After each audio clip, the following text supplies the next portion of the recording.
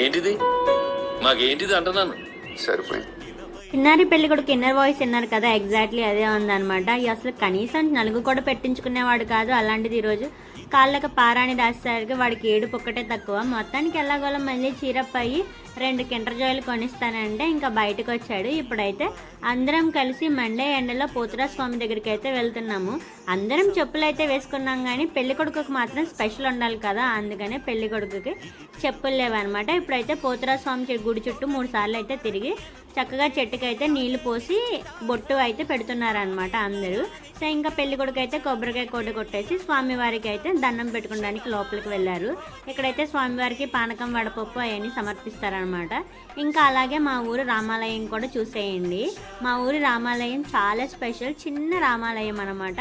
చిన్న రామాలయం పెద్ద రామాలయం అన్నీ ఉండవు, కానీ ఒకటే రామాలయం ఉంటుంది.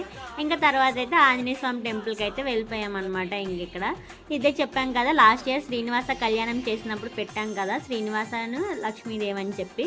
సో ఇంకా ఇంటికి వచ్చేసరికి అయితే భోజనాలు రెడీగా ఉన్నాయి. ఇంకా బాలదాసులతో కలిసి అయితే పెళ్లి కొడుకు భోజనం అయితే చేస్తున్నాడు అనమాట. ఇంకా చిన్నారి పెళ్లి కొడుకు కోసం నేనైతే ఇక్కడ భోజనం పెట్టించుకెళ్తున్నాను. ఓకేనా.